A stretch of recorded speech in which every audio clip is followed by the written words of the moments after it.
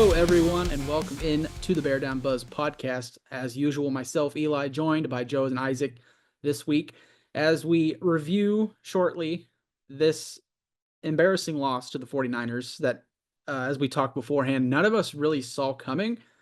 And, it sounds dumb in hindsight that we didn't expect this coming, but all the signs pointed to the Bears, at least from the way they talked throughout the week. Uh, Practice seemed to have went well. They seem to have been responding to Thomas Brown. He's a great speaker when he gets up to the podium and gives you a sort of confidence in this team moving forward. And then they came out on Sunday and just fell completely flat. So, Joe, I'll kind of start with you.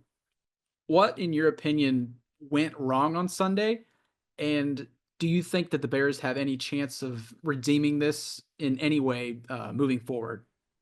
Well, first, uh, harkening back to what you said that no one picked the 49ers and we all thought the Bears were going to win. I want to say something that said a lot has been said a lot over the past few weeks on Hogan Johns. I Adam Hogue and Adam Johns both. We should have known better.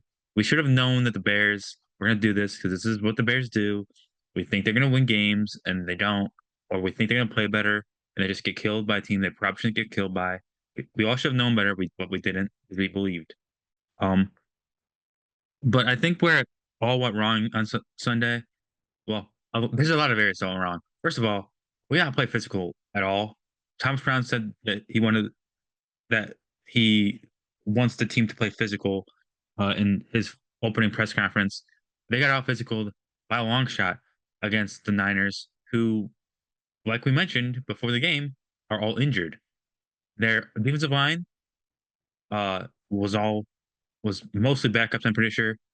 Um, and their offensive line, they lost their backup tackle in the second quarter, at the beginning of the second quarter, and we still weren't able to get through their line. And yeah, we just got out physical. No one played well, really, besides TJ Edwards on defense. Uh, Jalen had a couple good plays, but for the most part, didn't end up. He didn't play that well. There was There's a lot of effort issues with defenders not tackling, um, and offensively, how you let that defensive line sack Caleb Williams 7 times, I don't know.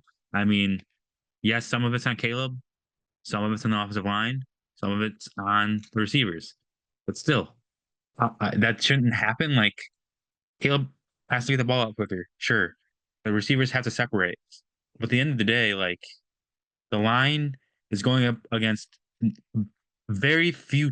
I mean, everyone in the NFL is obviously talented, but like they're up. Most of those guys, besides Leonard Floyd, haven't been starters in the league consistently.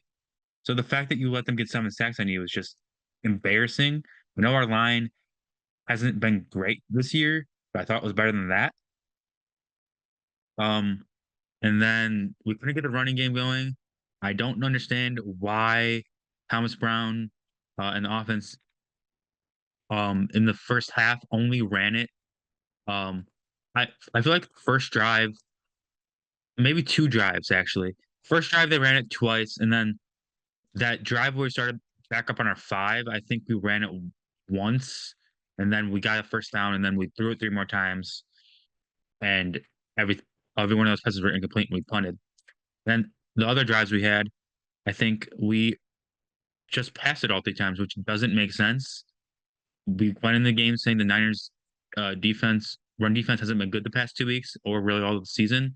And I know that Swift has his issues with finding holes or trying to bounce outside, but you gotta get that going. And they didn't, which is ugly. Uh and didn't help Caleb Williams at all. I feel like if we got that running game going, Caleb may have not been holding the ball for as long.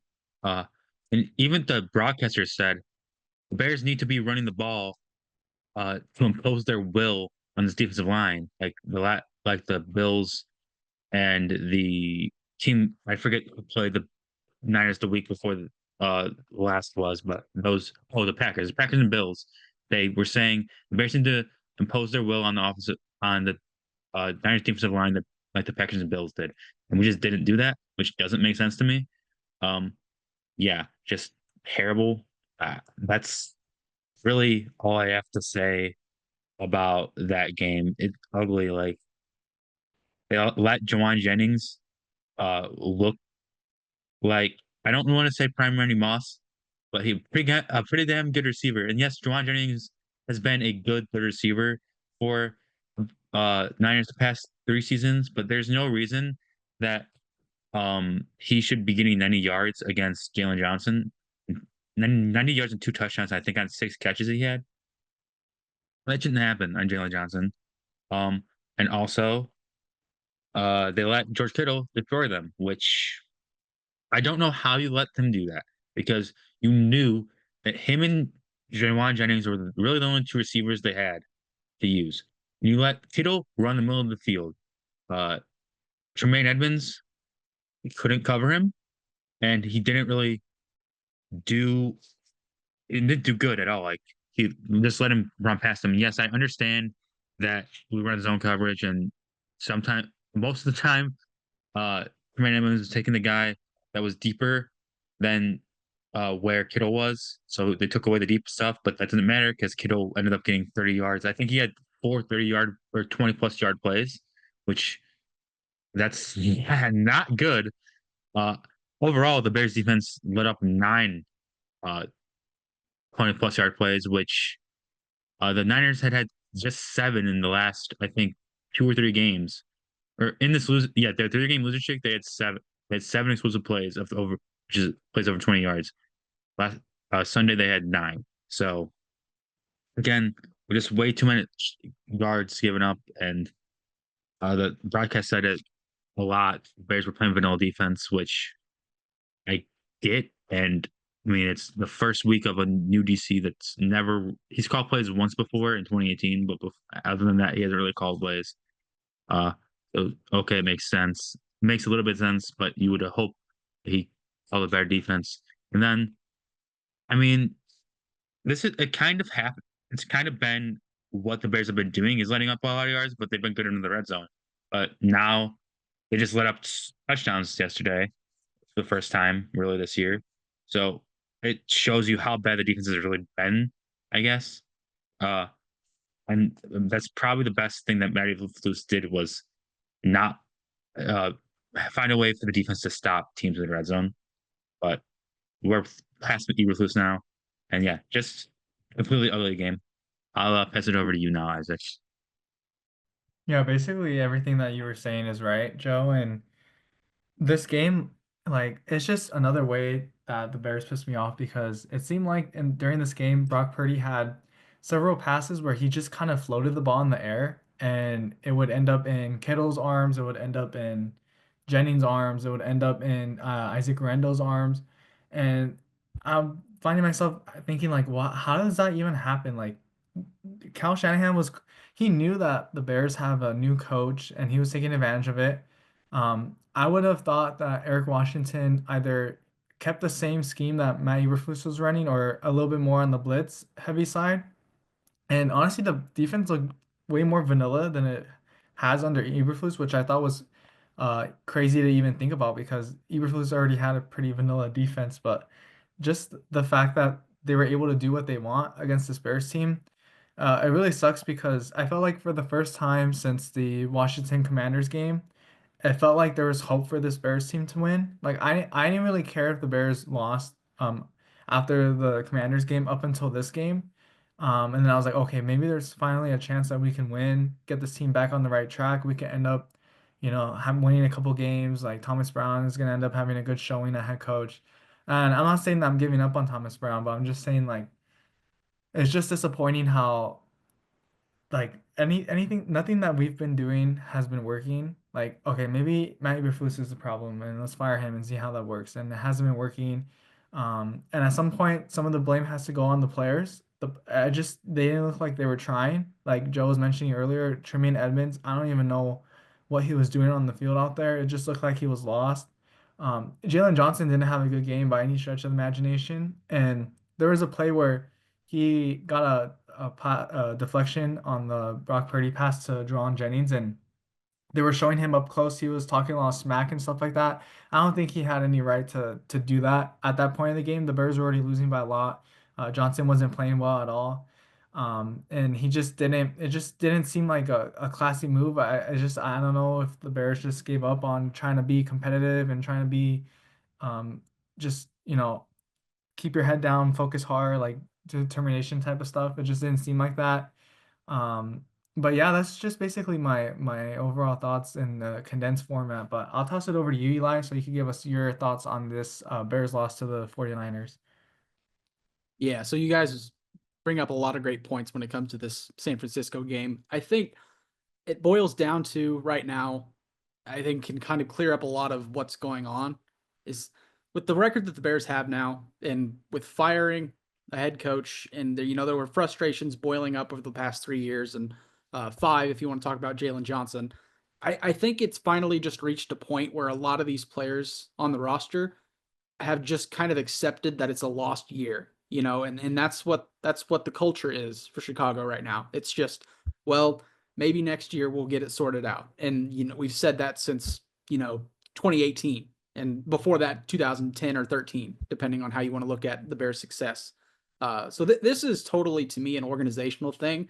Now, yes, it's the fault of the players. There was no effort, there was no buy-in, and I think that just reverts back to the whole culture conversation that has been pounded in since the Bears have been bad, which is forever. There's no culture, and there hasn't been since the '80s, in my opinion. It's not there.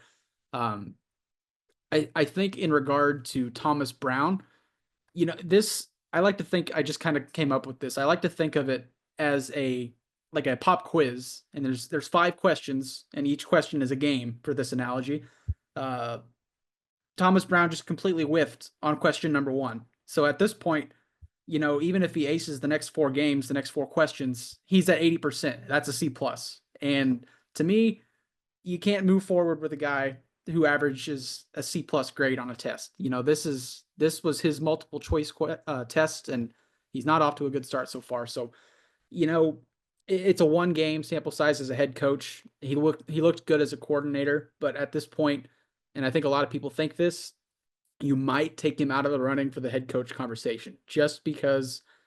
And again, maybe I'm overblowing it, but if the Bears want to do anything in the next few years, you can't hope that a guy becomes a good head coaching candidate through a 5 game stretch. That I just, in hindsight, I think it was a bad idea to kind of include him in this search, and it was always just more of a hope thing that maybe he becomes a guy and he can be the guy moving forward. But we can kind of tie this into Joe, if you want to go ahead first before we get into the next conversation. Sorry, 2 things. One, I love your analogy, but the 80% is a B. I just wanted to fix that, but I tend to sort of agree with you. And then B, the one good thing that we can take away from this game is the fact that the Bears actually didn't have many penalties. They only had 2. They were both in the fourth quarter. Yes, they were both 15-yard penalties, but one was a penalty that really wasn't like a wasn't meant to happen. Darrell Taylor kind of clotheslined Brock Purdy on the throw. He didn't mean to do it. He was jumping up to block the pass, but the pass never went off. And instead of blocking the pass, he just kind of gave him a clothesline when somebody else had their arms around his waist, so he went down awkwardly. And then there was another unnecessary roughness on a punt. So maybe you can say that's a bad thing. But the fact that we only had 2 penalties, that we haven't seen that at all this year from the Bears, really. Under Eberflus, they were heavily penalized. So at least Brown did fix that. Yeah. So depending on how you look at it, yeah, the Bears, Thomas Brown is in that B minus to C plus range. So definitely, in my opinion, not something that you can kind of cling to moving forward for sure. And I agree that the whole penalties thing is a welcome change. I think if you look for any positives, that's definitely one of them. But moving forward, unless you guys have anything else regarding this Niners conversation, there's been a lot of talk now since Matty Eberflus has been fired. Naturally, whether it's just the Bears fan base or any fan base when it comes to a firing, and the problem still persists, you look to the next position to kind of shift blame. And that has quickly shifted to the GM conversation when it comes to Ryan Poles and whether or not he should be on the hot seat. And there's a lot of differing opinions on this. And I think a lot of us, our opinions have kind of shifted despite everything going on.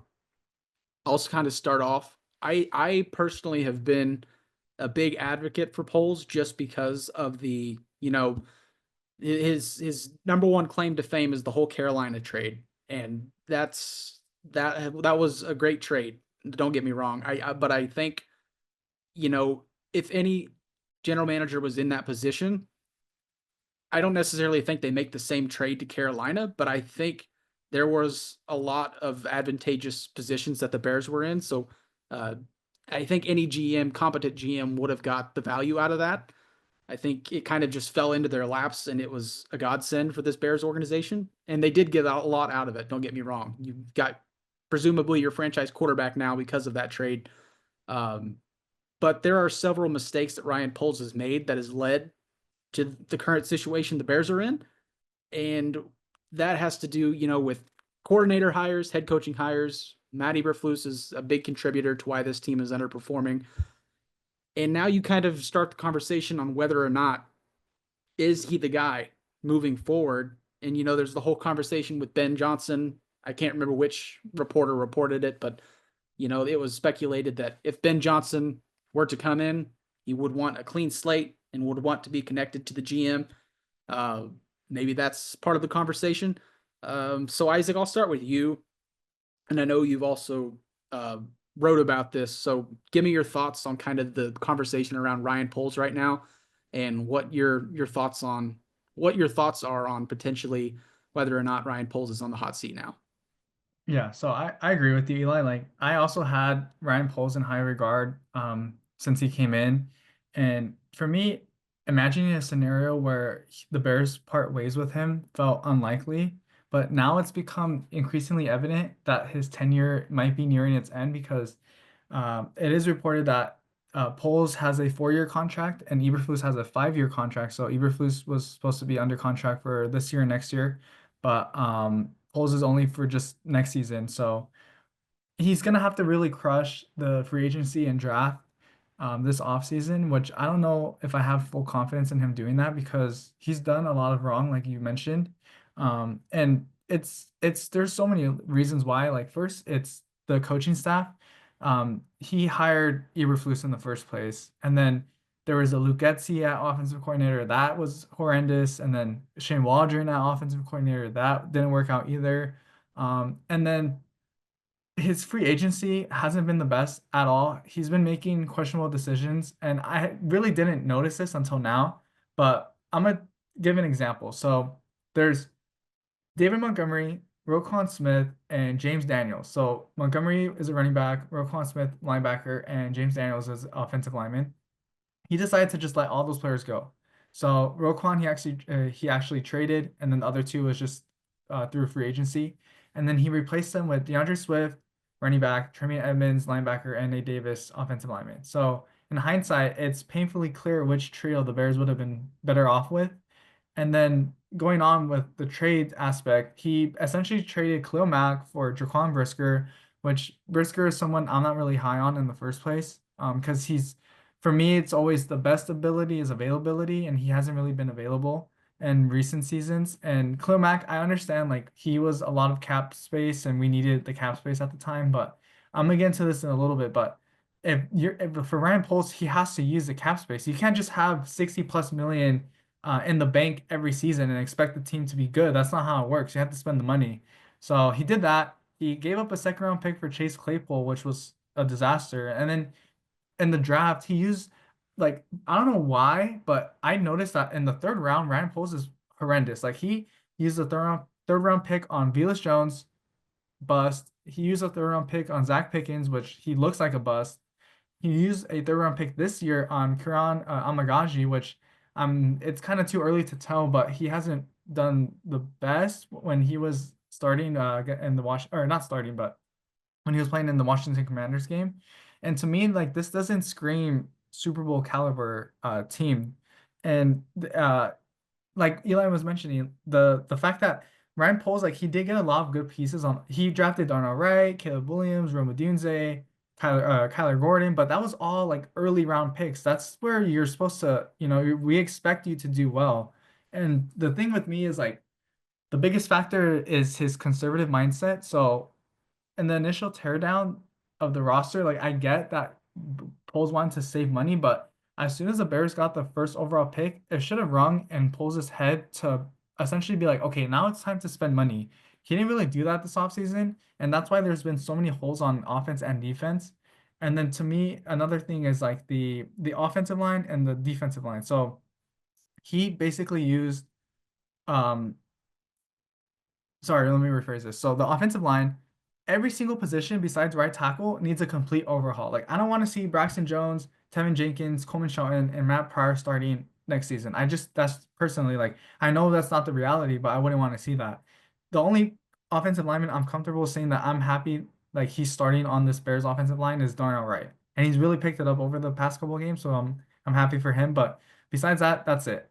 And the defensive line has it was a little Poles has done a little bit better job. Like he did trade a second round pick for Montez Sweat. He did draft Javon Dexter in the second round.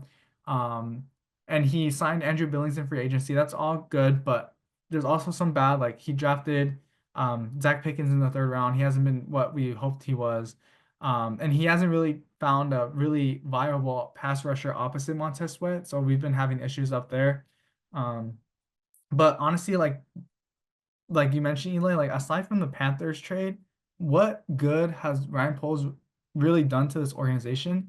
Like there's bits and pieces. Like yes, he's signed Tremaine or TJ Edwards and he's done this and that, but as a whole, he's just not doing enough. It's not enough to have this team be in playoff contention. And I don't know if it's gonna magically change this offseason, if it's just gonna ring and pulls his head like okay, now I'm gonna make all the right moves during free agency. Now I'm gonna make all the right moves in the draft. It just sucks because I feel like this Bears organization, we're just in a cycle of blame. So it was on Eberflus, it was on Waldron, now it's on Poles, and Poles does deserve a lot of the blame, but it's gonna end up like I hate to admit it, but I feel like until there's a change in ownership, this it's not gonna change.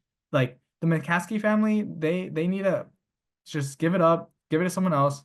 And I've said this in previous episodes. Like if you look at teams like the Detroit Lions, the Washington Commanders, as soon as they got new ownership, it just like it's helped a lot for those teams. Now they're, in the playoffs, like the Lions are probably gonna reach the Super Bowl and stuff like that. But that's basically my thoughts on Poles. I don't think he's gonna get fired this season, but next season maybe his contract doesn't get renewed and we start looking for another GM, which is unfortunate, but it's just like it was just opening like my mindset when I was really digging into this because I was a big advocate for polls, like you mentioned, Eli, and it's just unfortunate that we're even having this conversation in the first place. But I'll turn it over to you, Joe, and give us your thoughts on Ryan Poles so far as the Bears GM. Okay. So this is the whole thing. I want to make sure that we're not having revisionist history. Yeah, he hasn't done a great job of building on offensive defensive line. And maybe he hasn't done a great job of hasn't done a good job in a lot of areas, but he did. I mean, anybody could have done what he did with tearing down the team. But he got us back into cap space, and I agree with you, into favorable cap space. I agree with you, Isaac, that you kind of got to use that cap space to actually make it worth it. But the area, like we had no cap space when he came here. It's been gotten better over the past 2 years. He's tried to use the money for players. It just hasn't worked out. Like, try to use the money for Nick Davis. Nick Davis wasn't good. Okay, he doesn't get a pass for that. And then he tried to. I mean, he used the money on DeAndre Swift. I didn't like it when they signed him. It looked like it was going to be wrong. Up to the first month of the season. I don't think I turned out to be wrong. I don't think DeAndre Swift is a great signing. They couldn't they decided that they didn't want to go all in on Saquon Barkley, which was probably a bad decision, but I also don't know if Saquon would have wanted to come here, uh, just because the Bears don't have a good offensive line. Um, and yeah, so I guess the free agency hasn't been well. He has. I'm gonna bring up the draft classes because you brought it up and made a, a good point. But I want to read off everybody that Poles has drafted. Uh, well, the first two draft classes he had, because this year you can't really judge much because they've only had 12 games. But in 2022, Poles drafted um Tyler Gordon, Jaquan Brisker, Bayless Jones, Braxton Jones, Dominic Robinson, um, Zachary Thomas, which he's not on the team anymore. Preston Ebner, who didn't do anything and is not on the team anymore. Doug Kramer, who was a fullback or is a center, but became the Bears fullback this year and fumbled the ball in the Washington game. Yes, that doesn't have anything to do with polls, but I just think that needs to be brought up. Ja'Tyre Carter, who was fine, but the Bears ended up cutting him this year. I'm fine roster cuts. Elijah Hicks, who's stuck around, and then Trent Gill, who was a terrible punter and got cut this year and replaced by Troy Taylor, which again, we can talk about if we think that Taylor should have been taken with that fourth round pick this year. A lot of people right now don't, even though Troy Taylor had a really good game against the 49ers, but you still could have probably used that pick on something else. I tend to disagree with that, but um, and then last year the Bears selected Darnell Wright, which he's fine. I mean, he had a decent rookie season. We were hoping he would take more steps than he did this year. He's definitely not an elite right tackle, but he's at least a good one. Ron Dexter, who took a big step this year, but hasn't been consistent. Tyrique Stevenson, who hasn't taken any steps this year and actually has probably taken steps backwards. Zach Pickens, who hasn't really shown anything in a year and a half. Roschon Johnson, who you can argue he's a decent running back, but again, he hasn't really done much. Tyler Scott, who has literally just been riding the bench this year. Apparently, none of our offensive coordinators liked him. Noah Sewell, who is a special teams guy and doesn't see the field really ever. Terrell Smith, who is spending time with Tyrique Stevenson, and we've talked about is potentially better than Tyrique Stevenson at this point.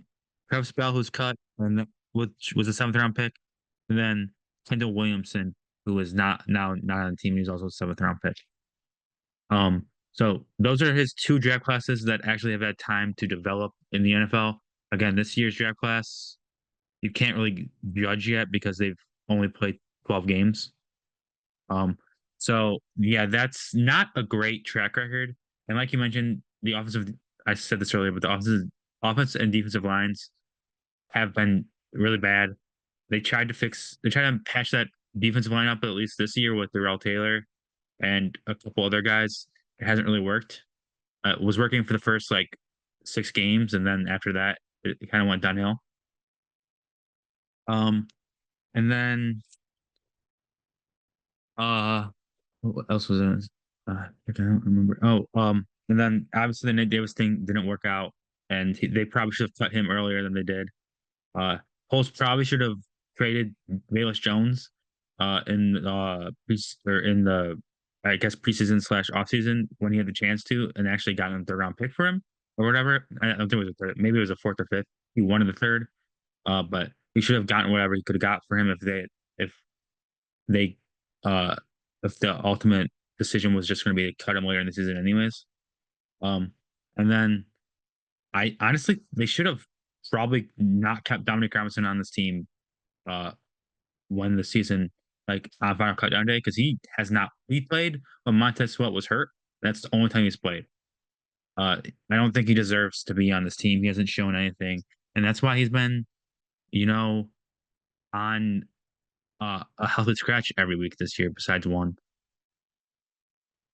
There was, I, th- I'm going to pass it over to you, Eli.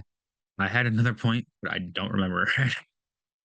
Yeah, if So you yeah, think of it, yeah, if you think of it, just give me a holler and it'll be all good. But I have two GMs here, and I will get back to some of the moves that Poles has made. I have some of those listed as well, but we have Brad Holmes from the Detroit Lions, who was hired in 2021, right?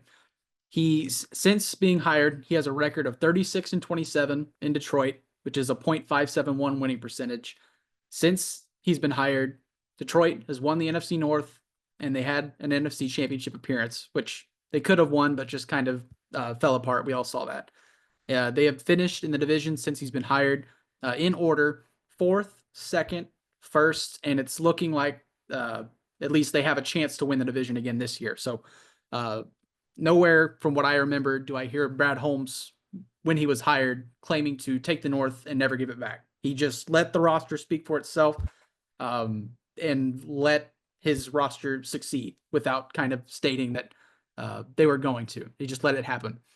Some of the notable draft selections that Brad Holmes has made: Aiden Hutchinson in the first round, Amon-Ra St. Brown in the fourth round, round where Ryan Poles has struggled pretty well. Uh, Gibbs, Sewell, both first round picks. Laporta in the second, Ryan Branch in the second, Aleem McNeil in the third, and Terrion Arnold, who is a rookie but seems to be trending in the right direction, who is a first round pick. So they're right there. Multiple names on that list are key contributors to this Detroit Lions team, and they're all young players. So that kind of gives you the capabilities and the potential that a young roster can give you if you are a good evaluator of talent. And that's not to say that Poles isn't. I just think that based on this list, it seems Brad Holmes is a better evaluator of talent at this point. Um, some free agency additions that they've made: Carlton Davis, CJ Gardner Johnson, obviously not on the team anymore, but at the time, it was pretty well considered to be a good move for that team. Obviously, David Montgomery has been a huge part of their success. Jamal Williams, the year before that, set their franchise record for touchdowns, rushing touchdowns in a season, I believe. And Graham Glasgow, who they re-signed in free agency. And then obviously their Matthew Stafford for Jared Goff trade made huge implications for their franchise. Obviously, the Rams got a Super Bowl out of it, so I don't think you can declare Detroit the winner of that trade until they win a Super Bowl. Uh, the TJ Hawkinson trade also was a pretty integral part of that. Zadarius Smith trade this year has also been a decent trade for them. But that just goes to show you that they were in a similar position to Chicago, where they had been a losing organization for a long time.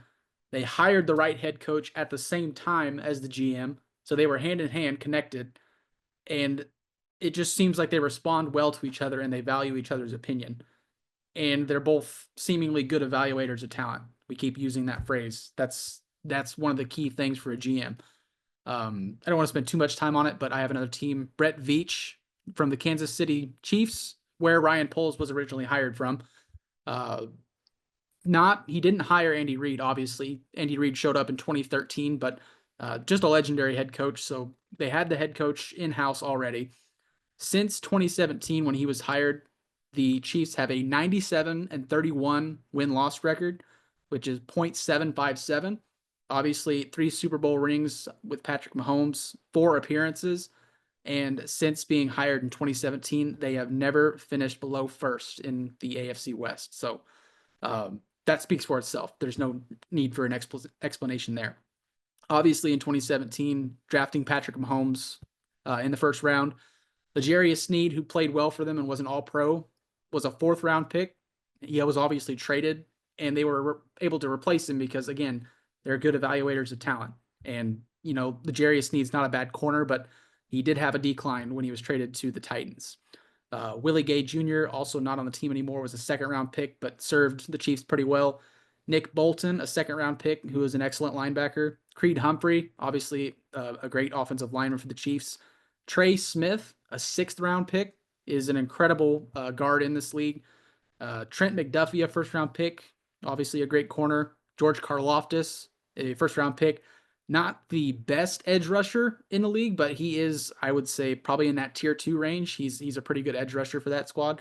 And Isaiah Pacheco, who just came back from injury, was a 7th round pick, and he's looked at times to be one of the upper backs in the league, in my opinion.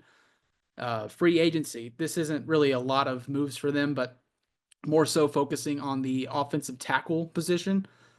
Since this is per Sean Newkirk on Twitter, since Eric Fisher and Mitch Schwartz left this team, the Chiefs have invested in offensive tackles, a first round pick through trade. They used a franchise tag on an offensive tackle, a 5th round pick, a 3rd round pick, a 2nd, and a 5th to trade up for an offensive tackle. And they've spent $92 million in free agency on that offensive tackle position. Now, I won't say that it's similar to what Ryan Poles has done, but if you look at these, he spent a 1st round pick on Darnell Wright, 5th round pick on Braxton Jones, a 3rd round. Well, I believe Karan Amagaji was he was a 3rd round pick. So that lines up as well, a 3rd round pick and a 2nd and a 5th to trade up. And regardless of what you think, Ryan Poles has attempted to address the offensive line, whether it's in free agency or via trade. To me, it looks like he's trying to replicate what the Chiefs are doing in Kansas City. It's the evaluation process is just not there for him when it comes to that position. So he's trying to emulate what a successful organization does. It's just not working for him. And very quickly, because I do want to get the full conversation around Ryan Poles. Joe, you went over all the draft selections, but in free agency, it's a pretty rough list. Justin Jones, who was serviceable at times for the Bears, Byron Pringle, Equanimeous St. Brown, Al-Quadin Muhammad, Nick Morrow, Lucas Patrick, Donta Foreman, who was a decent back for the Bears, Robert Tunyon, who did not work out for Chicago, Andrew Billings, who was an excellent pickup. That's no doubt about that, was extended.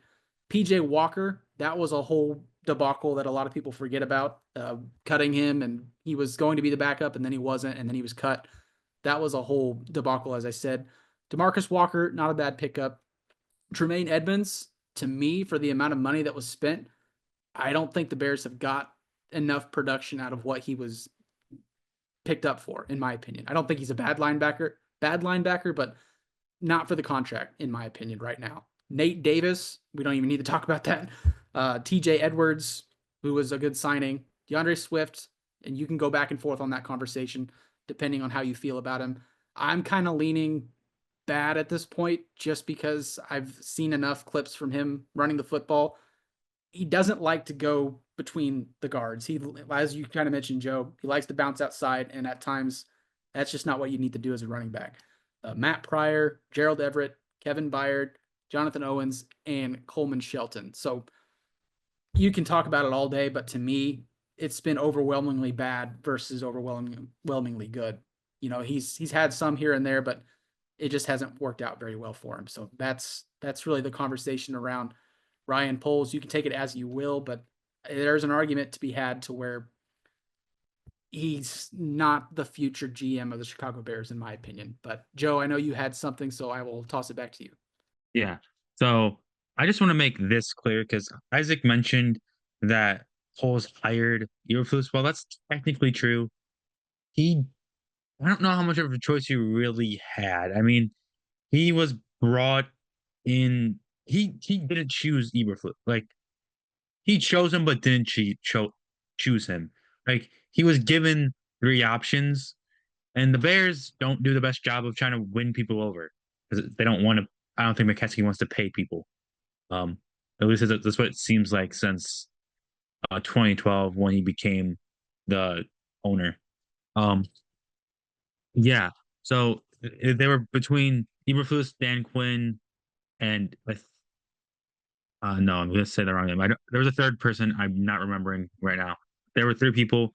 It came out recently that they flew Dan Quinn in coach, which is never something you want to do if you want to impress a coach and want them to sign with you.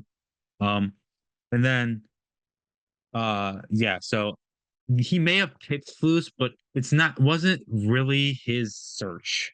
Um, and you can't really fire. We could hindsight it and say he should have fired him before the season, but he did end up getting that Bears team to 7-10 when they started off terrible last year. So there was reason to believe, even with the or the multiple false that he had last season, that it would improve. He would improve, and the team would improve with the amount of talent they had this season. Obviously, it didn't go how it. Obviously, that didn't end up going how everyone thought it would, and it was showed that what kind of coach he was with his multiple bad decisions. And you can debate this all you want. It might have been Poles, it might have been Warren, but whatever it was, they either one of them or both of them got was able to convince George McCaskey to finally fire a coaching season, which is big. But I will say, if I didn't say this earlier, that it's I don't know how likely it is, but I can see it potentially happening that Poles could be gone before the season. Not this season, but next season, next off season, if the GM or not the GM, if the head coach that the Bears want to hire, Kevin Warren wants to hire, because I know Kevin Warren said that Foles is the point person, whatever the hell that means for this head coaching search. But um, it might just be saying that, and it might be him that's actually heading the search. So if the potential next head coach wants to bring in a new GM, I could see them potentially firing Poles. I don't know if they'll. I'm not 100% sure that'll happen, and I'm not 100% sure I want them to fire Poles, but it's definitely a possibility that could happen. But yeah, I'll pass it back to you now, Eli. Yeah. So, we've gone over the history of Ryan Poles and the possible firing and retaining of Ryan Poles. I want to put this hypothetical out there because this is, to many, the no-brainer pick for head coach for any team that has an opening. If it came down, and don't get caught up in the logistics of everything, but if Ben Johnson came to Kevin Warren personally and said, I love Caleb Williams. I love the personnel that you have. Let me use the resources you have to invest in the offensive line and use the money in free agency to address the offensive line. I think you have a capable roster of winning and becoming a playoff perennial team. My only condition is that I want to bring someone from Detroit to be the general manager so we can be tied together. What is your answer if you're Kevin Warren? Isaac, I'll start with you. If it came down to Ben Johnson being hired, but Ryan Poles getting kicked out the door, what's your answer? My answer is absolutely, because we need to invest in the offensive line. And then just quickly going back to what Joe was mentioning, what when polls had the three finalists, unless I know for sure that like told me you have to choose out of these three finalists, then I'll believe it. But I mean, he did have a say in in who to choose out of the three finalists, and I have an article from the Bears Wire back in January 26, 2022. It was the writer, her name's Alyssa Barbieri, I think. And she was basically ranking, like, she had an article ranking the Bears head coach finalists. So at number three, she had Matt Eberflus as, like, okay, maybe like this. She For her analysis, she was saying Eberflus is the only potential first time head coach between these three finalists. And you know that meme where it's like, I don't know what movie it is. I think it's Matthew McConaughey. He's like in the spaceship and he's like, no, no. That's how I feel right now reading this. But they were saying, like, yeah, he's a strong leader and stuff. But if Eberflus is gonna win over the job, it's because he has a plan for developing Justin Fields, which he didn't. So in hindsight, I wish they chose someone else. But the other candidate besides Dan Quinn was Jim Caldwell. He was the Lions head coach from 2014 to 2017, and the Colts head coach in 2009 to 2011. So I think I would have been better. We would have been better off with Caldwell or Dan Quinn. So it just sucks that Poles ended up choosing Eberflus. So I am gonna knock him on that one. Like, at the end of the day, like, you are tied to him. I don't know how much of it was actually on polls, but until we know for sure, I'm gonna say Poles chose Eberflus, so you now it's part of the reason why we're talking about him being a potential candidate to just fire and move on. But yeah, but like we are saying, Eli, absolutely. Like if Ben Johnson wants to do that, that sounds good to me. Like I don't know why I would say no. And for Bears fans, like we all have to just get out of the idea of being that mediocrity is okay. It's not okay. We can't be content with what's going on right now in Chicago because if you look at other teams, they're doing it way better than we are, and we just got to get out of it. So I'll toss it back to you. So I completely agree with you. It's a tough conversation, but Joe, I'll ask you the same question. Ben Johnson comes to Kevin Warren personally and says, "I like your squad. I need to do things my own way, and I need to be a heavy voice in the personnel decisions. But I would need to bring my own guy from Detroit, or whoever he wants. Well, I guess he wouldn't be hiring the general manager, but he wants to bring someone from Detroit with the personnel decisions. What is your answer? Uh, bring in Ben Johnson, get rid of Ryan Poles." I think I might lean yes, but also like okay, Ben Johnson is great in theory, and that's what all these coaches are. They're great in theory. You never know unless they're a Bill Belichick or even a Mike Vrabel or like an established coach that's coached and been fired before. And it's a proven record of being good. You never know how they're going to turn out. So yes, I think Ben Johnson has the ability to be a great coach. I if he's the Bears coach, I hope he's the best coach. I would. That's why I'm saying I'd be leaning towards a yes. But I think Foles does kind of deserve a another chance, just because I disagree with Isaac on this. I don't. I Yes, he had 3 finalists, but it wasn't his search to begin with. They had a group of people come in and pick 3 people. And yes, he picked Flus and he agreed to fire Eberflus. So maybe he deserved a little bit knock. But again, how much of a say did he actually have in that? We know no one knows. A lot of many of the uh um beat reporters think he didn't have a lot of say in that. So I'm gonna go and side with them. They may all be wrong. No one really knows because unless they're George McCaskey or one of the people in that inner circle, you're never gonna know because they're never gonna tell you. Um, so I think I'm leaning towards yes, but will that happen unless Kevin Warren unless this team loses all 5 the next 4 and gets killed in the next 4, and Kevin Warren sees how bad this roster actually is, um, and pins it all on polls, which they might lose all 4. I don't know if they will. They did keep the division game close with Eberflus, so maybe they have a chance at winning them. A lot of people don't think they're going to go 0-5 now after San Fran. So who knows if Warren sees the team just completely flatline, no one's playing hard, and there looks like the talent needs to be like completely redone again. He might fire Poles, but I don't think that's going to happen.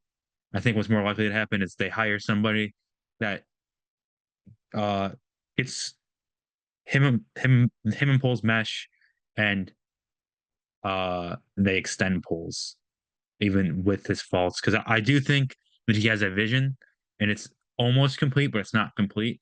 And I agree with what you said, Eli, about him trying to find linemen that just hasn't worked.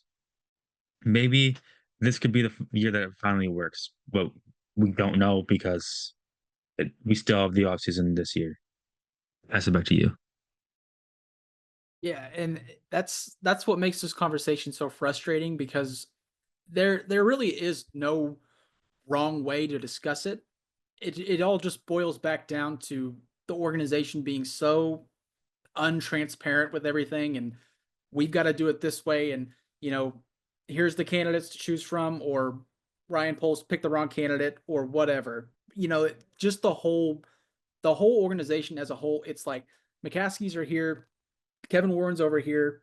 and Ryan Poles is way over here. There's no structure. It's like building blocks that are right here and they're toppled on each other and they're leaning back and forth. There's no structure to it to where everyone should be in a straight line. And the chain of command goes ownership is on the same page with the CEO, CEOs with the GM, and the GMs with the head coach. We've never had that as Chicago Bears fans. And that's, to me, that's the only argument against keeping Poles is just the fact that for once, if we can just get, to me, and I agree, Joe, you brought it up earlier. Personally, nothing's ever going to change until the McCaskies sell the team. That's just the way a lot of people look at it. I agree. But just try to get at least Kevin Warren, GM, and head coach all on the same page so that moving forward, it can just work. And I don't think by any means Ryan Poles is a bad GM. And I do think he'll probably get kept and they'll hire another head coaching candidate and give him an extra year to kind of prove it. And hopefully he turns out and spends a crap ton of money on free agency offensive linemen and invests in the draft and it works out. And Caleb Williams takes us to the division championship and Super Bowls to come. But that's all hope, So it's just a tough conversation to have in general because that's all it is hoping at this point that it works out. But the reality is that the Bears are 4-9, and it's another wasted season in my opinion. And at the very least, it looks like Caleb Williams is on his way to becoming a franchise quarterback. That's all you can really say at this point. But do you guys have anything else when it comes to the GM conversation or the Niners game? Isaac, go ahead. But you were talking about how you need to find alignment with the Kevin Warren, Ryan Poles, and then the head coach. To me, that seems like it's not going to be Mike Vrabel. And before I go into this conversation, I'm saying that as of right now, the only two candidates I would be happy with are Ben Johnson and Mike Vrabel because one has head coaching experience. Um, he looks like the only other good option out there for me besides Ben Johnson. And then the other one is because he's a really good offensive mind, but he is lacking the head coaching experience. But when you were talking about that, it seems to me like Ben Johnson is the better fit in that aspect because Mike Vrabel, the reason why he was essentially fired, well, I mean, there's other reasons, but one of the main reasons was because him and the new GM, Ran Cawthron, or I forgot his last name, but Ran is his first name. They weren't really on the same page, and it was kind of like a power struggle, like who's gonna end up winning this contest of having more authority and ownership, and it ended up being the GM. So Mike Vrabel was out, but it seems like if Vrabel were to come in, he would want a little bit more of that control and stuff like that. And I don't know if Kevin Warren or Ryan Poles or both are okay with that. But yeah, I mean Ben Johnson too. It seems like he's asking a lot for not even having any interviews and stuff like that. Where Albert Breer was mentioning how Ben Johnson said that if I take an interview, it's with the mindset that I'm gonna get hired and I'm gonna be the coach of this team. So it's something that we can't really predict. We're never gonna know until it actually happens. So I'm curious to see how this process is gonna unfold and what ends up happening with the Bears, how they're gonna go through this search, and then whoever they end up choosing, there's going to be a lot of controversy because there's people that don't like Ben Johnson. There's people that don't like Mike Vrabel. There's people that don't like Joe Brady and Thomas Brown, Brian Flores. The list goes on. But I just want the Bears to end up choosing the right head coach, and I hope they do. But yeah, that's basically my thoughts on it. So I'll toss it back. Yeah, I'm with you. It's the conversation is just so tough to have in general because there's so many avenues and so many opinions, and history dictates that the Bears end up, no matter what they try to do, choosing the wrong decision. It's just the way it goes. That's the way it's always gone. But hopefully moving forward, maybe just maybe the Bears get this one right. But the reality is they'll probably hire Marcus Freeman and piss everyone off, and it'll just be another wasted era of Bears football. But with that being said, do you guys have anything else before we head on out of here? All right, that is going to do it for this episode of the Bear Down Buzz podcast. Another embarrassing loss to the San Francisco 49ers, 4-9 on the season, in which many had playoff hopes for the Bears, but that seems completely out of reach. Not mathematically eliminated just yet, but that it seems more likely that's going to be the case in the next few weeks. But As always, go like our shorts, TikToks, Reels, everything having to do with our content. Check out both of these guys' articles on Twitter.